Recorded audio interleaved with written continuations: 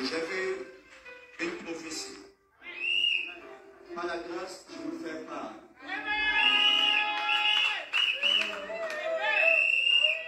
Nous sommes aujourd'hui, c'est la date d'aujourd'hui.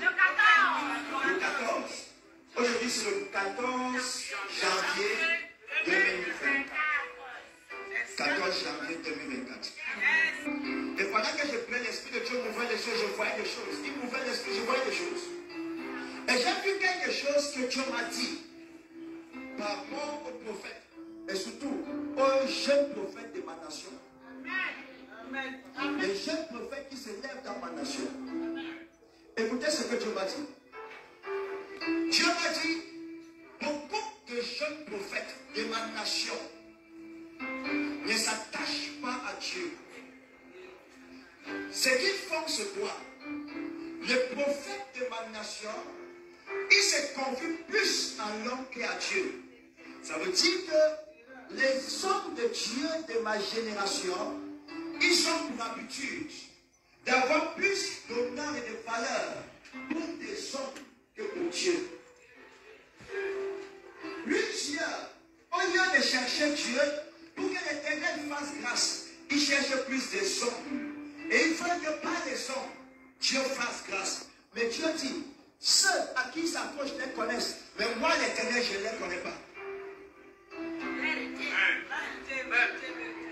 Ça veut dire que le fait qu'ils s'attachent à l'homme, les hommes les connaissent. Mais l'Éternel les connaît. Et le ministère n'est pas établi par la relation que tu as. La relation ne fait pas de toi un homme de Dieu. C'est la relation que tu as avec Dieu qui fait de toi un véritable homme de Dieu. Alléluia. Ça veut dire que tu peux avoir n'importe qui comme une relation. Comme quelqu'un avec qui tu as un certain affilié. Hein? C'est ça, non? Comme un certain affinité. C'est que vous êtes collés. Et Dieu me dit, plusieurs, comme ils ont des hommes, les hommes les connaissent, mais lui, Dieu, ne les connaissent pas. Et il dit, c'est pourquoi beaucoup d'hommes de Dieu, dans ma nation et dans ma génération, ne vont pas réussir. Parce qu'ils veulent être vus par des hommes, mais pas par Jésus-Christ qui les a vus. Ils veulent être vus par des hommes. C'est la raison pour laquelle plusieurs personnes, ils se disent, j'ai tel, je marche avec tel, j'affiche tel, je fais ceci. Et Dieu dit, tout ça, ce sont juste de m'as-tu vu? Et ils veulent par la grâce faire l'œuvre de Dieu par le m'as-tu vu? Mais Dieu dit, le m'as-tu vu ne peut pas faire mon œuvre.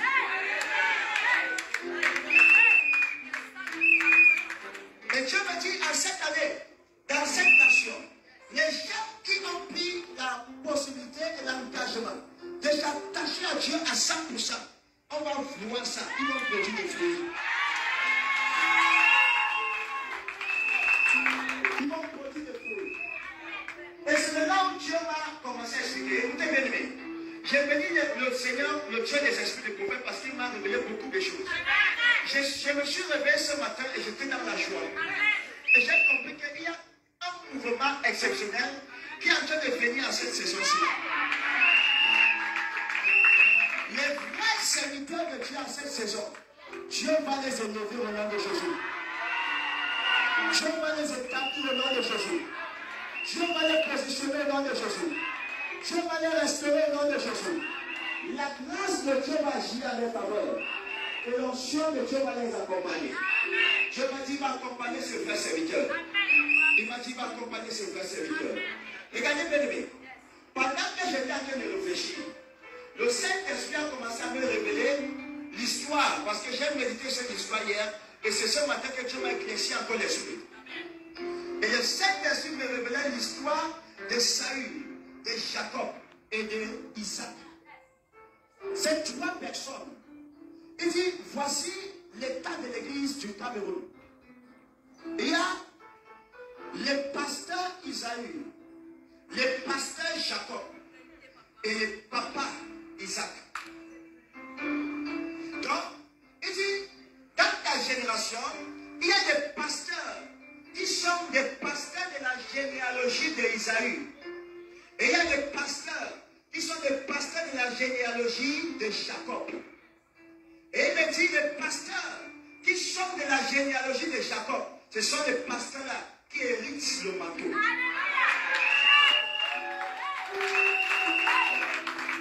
Écoutez, je vais essayer de vous expliquer.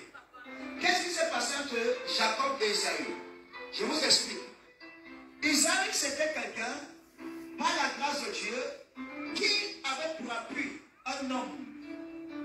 Pour lui, il savait que même s'il y a quoi, tout ce qu'il pouvait avoir, il va avoir cela par l'homme qui était l'homme qui le soutenait. Il avait déclaré que tout le temps, il allait vers lui et il lui donnait à manger. Jusqu'à ce qu'il a connu le goût de la personne, la qualité de nourriture que son père aimait. Son père aimait quoi? Les mets. Quand il mange à ses chocolats, oh, il est content. Et la Bible déclare que Isaïe, de temps à autre, il partait jusqu'à ce qu'il a découvert la qualité de nourriture que son père mangeait. Et il connaissait ce qu'il faut faire pour rendre son père heureux et glorieux et joyeux. Et la Bible déclare que pendant qu'il faisait ça, des années, son père, son cœur s'est attaché à Isaïe. Et il a dit, même s'il y a quoi, le jour de ma mort, je prendrai de mon héritage et te donnerai cela. Et la Bible déclare que le jour, quand il a fallu que Isaac puisse mourir, il appelle son fils là, qui lui donnait tout. Il a dit, oh mon fils, je veux mourir. Maintenant, je veux que tu ailles me chercher le gibier. Quand tu vas ramener le gibier, je veux manger, mon homme va te bénir. Et la Bible déclare qu'il se leva, il alla chercher le gibier.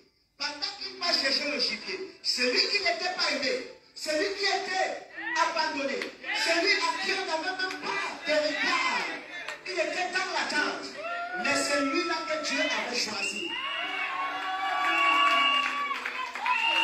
Tout le monde pensait que c'était chez Isaïe que ça allait aller. Mais pourtant, dans le plan de Dieu, Dieu avait choisi celui-là qui a été rejeté. Celui-là qui a été rejeté. Celui-là qui a été rejeté. Et j'entends dans mon esprit. L'Éternel me dit, regarde.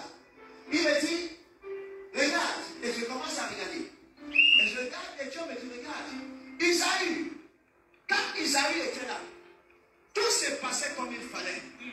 Isaïe faisait le maître. Il est parti. Mais pendant que le père se préparait pour donner à manger, en fait, le fils, Isaïe se préparait pour donner à manger au père. Dieu avait planifié dans le secret. Et il avait fait à ce que la mère d'Isaac, de Jacob, écoute ce qui se passait dans le secret. Amen.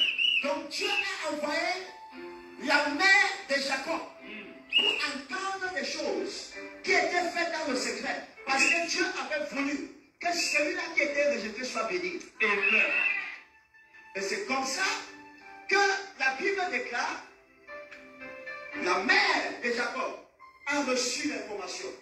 Il est allé et il a dit ceci. Il a dit à Jacob, ton frère veut bénir. Mais je sais que c'est toi que tu as choisi. Je veux te faire quelque chose, tu vas aller et tu vas prendre cette bénédiction. Et je me pose la question, pourquoi Isaac en ce temps ne voyait pas? Dieu avait fait ça exprès. Regardez bien aimé. Quand Dieu veut libérer sa bénédiction dans la vie de quelqu'un, parfois, la personne qui doit libérer la bénédiction ne voit pas vraiment à qui libérer cette bénédiction. Dieu lui rend aveugle. Il ne voit pas clair. Et Dieu le fait comme ça. Pourquoi? Parce que Dieu lui-même a son choix. Et c'est le choix de Dieu qui est établi par Dieu. Et j'entends l'Esprit de Dieu me dire, regarde, Dieu disait un jour à Isaac que Jacob sera ton héritier. Isaac allait dire jamais dans la vie. Il dit, celui-là qui ne me fait rien, qui ne me fout rien, qui ne m'a jamais préparé à manger, qui ne m'a jamais donné de quoi que ce soit, il va hériter mes biens communs. Mon héritage, je ne peux pas lui donner. Mais pourtant, dans esclaves. Cela ne dépend pas d'un homme, mais ça dépend de l'Éternel des armées. C'est pourquoi quand tu connais, tu comprends la voix de Dieu. Ta bénédiction ne dépend pas d'un homme. Ta bénédiction dépend de Jésus-Christ. C'est Jésus qui bénit ses enfants. C'est Jésus qui élève ses enfants. C'est Jésus qui établit ses enfants. Les hommes peuvent te regarder et ne t'apprécient pas. Et ils ne veulent même pas de toi. Quand ils te regardent, ce qu'ils voient, c'est oh, un homme rejeté, un homme abandonné, un homme exclu. Mais quand Dieu te regarde, Dieu dit non, cet homme-là, tu dois construire ta maison, tu dois acheter ta voiture, tu dois voyager dans la nation de Dieu. Et quand Dieu a déjà décidé de faire grâce, écoute bien aimé, même si Satan descend avec les cordes en béton, il ne peut pas empêcher cela. Satan ne peut pas limiter la vie de celui-là que Dieu a décidé d'élever. Satan ne peut pas bloquer la vie de celui-là que Dieu a décidé d'établir. Je parle dans la vie de quelqu'un ce matin. Ce que Dieu a décidé pour toi, tu vas le réaliser au nom de Jésus. Ce que Dieu a déclaré dans ta vie, tu vas le réaliser au nom de Jésus. Ce que Dieu a prophétisé sur ta vie, je déclare, je déclare, tu vas le réaliser au nom de Jésus.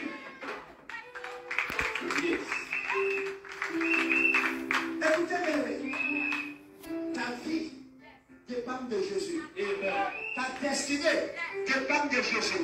Ton avancement dépend de Jésus. Tout ce que tu vas réaliser, ça dépend de Jésus. Aie confiance à ton Dieu. Aie confiance au Sauveur de l'humanité. Il est venu ici pour nous sauver. Pas pour nous maintenir dans la souffrance. C'est la raison pour laquelle quand Dieu m'a dit, il m'a dit, regarde, Isaïe, il n'a pas pris. Mais c'était pourtant le plus aimé. Mais Jacob a pris. Mais pourtant c'était celui qui était moins aimé. Il dit, l'homme ne regarde pas comme Dieu regarde. Vérité. L'homme ne voit pas comme Dieu voit. Vérité. L'homme regarde à ce qui frappe aux yeux. Mais Dieu regarde les cœurs. En toute sincérité, Jacob était attaché. Son cœur aimait Dieu. Vérité. Mais son père ne voyait pas ça. Mais Dieu voyait ça. Amen. Parce que c'est Dieu qui avait établi Isaac. Donc ça veut dire que ce que Isaac ne parvenait pas à voir, Dieu parvenait à voir. Vérité. Les hommes peuvent être autour de toi. Ils ne voient pas ton cœur, mais c'est Dieu qui voit. Vérité. C'est pourquoi quelqu'un qui a un cœur bon, c'est Dieu qui sait que ton cœur est bon. Écoute, Dieu ne nous juge pas sur nos actions. Ce n'est pas sur nos actions que Dieu nous juge. Dieu juge sur l'état de chaque cœur. C'est-à-dire que ça dépend de la motivation de ton cœur. C'est ça qui permet à Dieu de te juger, de te justifier ou de te condamner. Quelle est la motivation? C'est ça en fait qui intéresse à Dieu. Donc chaque personne doit savoir. Écoutez, dans cette nation, il y a des hommes de Dieu, de la généalogie d'Isaïe et d'autres de la généalogie de Jacob. Là, je me pose la question. Les qui sont de la généalogie de Jacob? Et les qui sont de la généalogie d'Isaïe? Chacun connaît. Chacun connaît. Regardez bien. Je vais vous dire quelque chose. Ça là, je vais parler. Ça passe sur ma direct là-bas. Regardez, je vais vous dire quelque chose.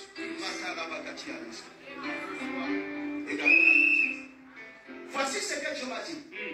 Il y a des personnes qui font l'œuvre de Dieu, qui s'affichent au père des églises au Cameroun. Pourquoi? Parce qu'ils veulent que quand les fidèles du Père vont voir les images sur les affiches, ils vont venir dans leur église. Vérité. Ça veut dire que le but pour lequel ils affichent l'image de leur Père, c'est pour que les brebis du Père viennent dans leur ministère.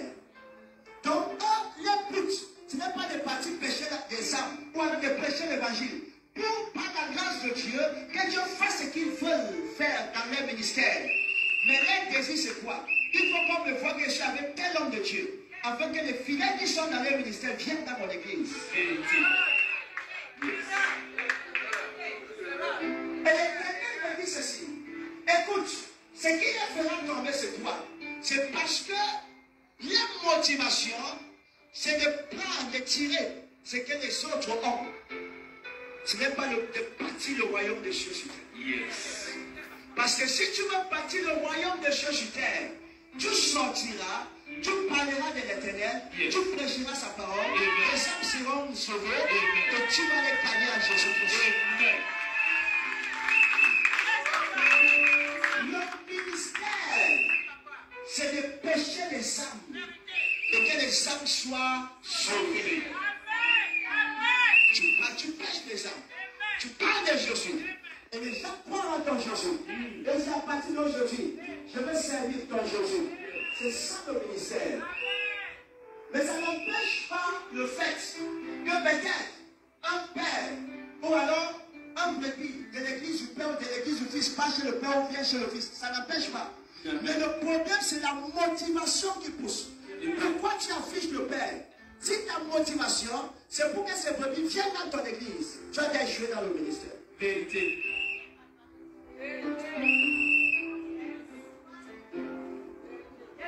Tu as échoué dans le ministère. Et plusieurs ont échoué dans le ministère comme ça. Plusieurs ont échoué dans le ministère. Vérité.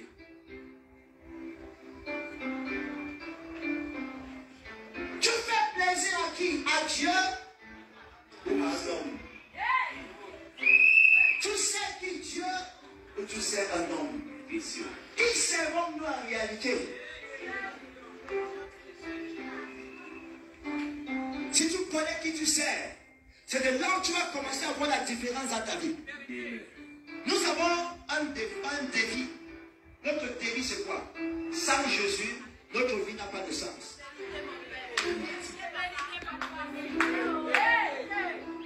C'est le défi de notre ministère, défi de notre maison, défi de notre foyer.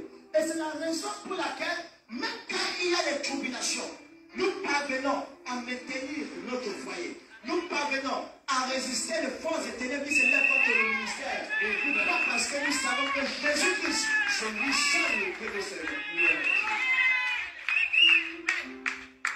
Donc tu dois savoir, bien aimé, ton cœur est attaché à qui et à quoi. C'est ça la question que tu dois poser. Tous les jours de ta vie, pose-toi la question. Oui, nous sommes dans l'église. Nous sommes en train de servir Dieu. Yes. Nous sommes en train d'adorer Dieu. Yes. Mais quelle est la motivation ce matin? Ta motivation ne doit pas être que je viens voir le prophète. Ta motivation doit être que je viens voir Jésus. Le Jésus dans ce ici. Parce que si tu viens voir le prophète et que tu ne rencontres pas le Jésus du prophète, le prophète va tout faire mais rien ne va se passer. Parce que c'est le Dieu du prophète qui agit dans la vie de ceux qui cherchent le Jésus au travers du prophète. Le prophète n'a pas de force. Yes. Le prophète n'a pas de capacité. Vérité. Parce que si Dieu dit je n'agis pas, il ne va rien faire. Vérité. Si Dieu dit je ne me manifeste pas, rien ne va se passer. C'est ça même.